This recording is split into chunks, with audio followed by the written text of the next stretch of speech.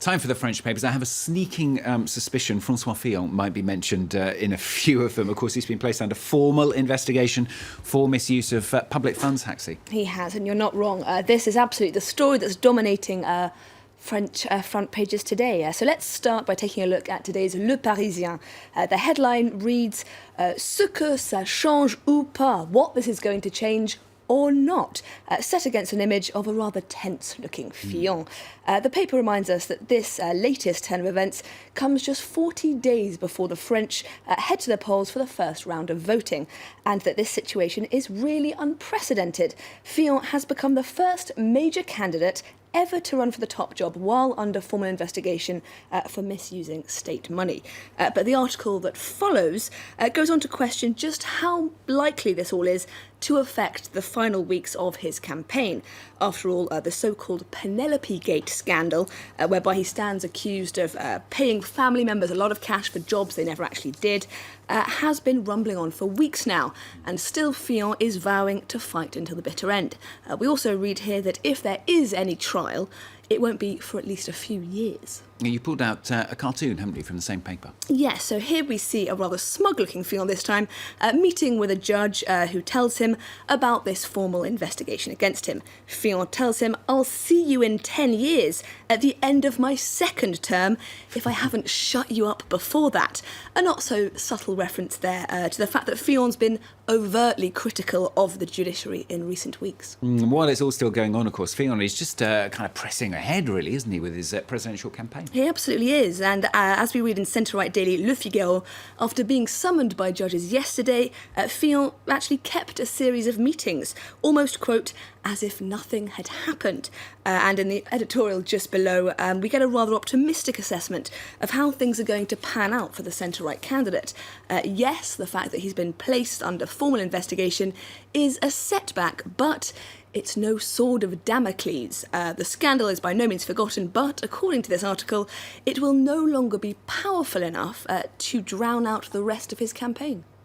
Well, François Fillon, once, of course, the front-runner in the election, now finding himself languishing, in fact, behind far-right Marine Le Pen in the polls. Yes, although as we read in centre-left paper Le Monde today, Marine Le Pen has her fair share of financial intrigue to deal with too. So far, her poll ratings don't seem to have been much affected by allegations that her assistants were illegally paid with EU money.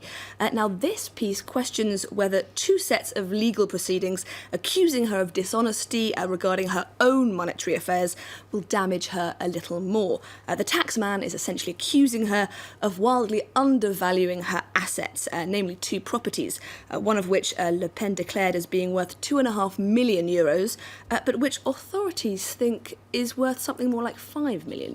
And it's not just Fillon and Le Pen involved in possible shady financial dealings now, is it? No, it's not. Emmanuel Macron, the independent centrist candidate widely expected to make it through to the second round of voting alongside Le Pen, also stands accused of undervaluing his assets. The anti-corruption NGO Anticorps has, we read here in left-wing daily Libération, asked transparency investigators to look into those claims. And that's not all. We also read that yesterday the Paris public prosecutor opened a preliminary investigation into alleged favouritism by Macron. Now, this stems from an LA party organised in his honour when he was economy minister, a night that cost some €380,000. The problem, well, that organisation of the evening was awarded to an events company with no call for other bids. And you won't be surprised to hear that all these allegations of improper use of office and attempts at personal enrichment to the detriment of the public purse aren't going down well with French voters. In this piece in Catholic daily La Croix, we read that disappointment and frustration with the French political class has reached such a peak that over 30% of people may choose to abstain in the upcoming election. Let's move away from politics for our last piece. Hope, central theme of the last article Haxi is going to be looking at today. It's a first-person account of a former Aleppo resident who's been granted asylum here in France. Yes, so today marks 6 years since the beginning of the Syrian uprising, an uprising that we all know has led to a brutal and protracted civil war. In this article in Libération, we meet Mustafa Al-Jarf, who recounts his experience of those first days of the uprising. He also assesses where the country now finds itself. He writes that when he tries to assess what's left of his country, it's like a dagger planted right in his heart. For him, there was never really any Syrian spring, but rather an endless Syrian winter of dictatorship or a burning Syrian summer of Muslim extremism.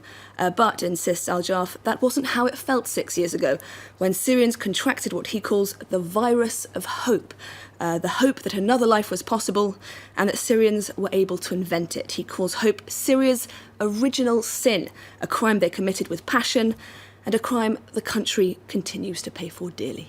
Nice way to end the press review. Hope there from Haxi and from that refugee as well. Thanks.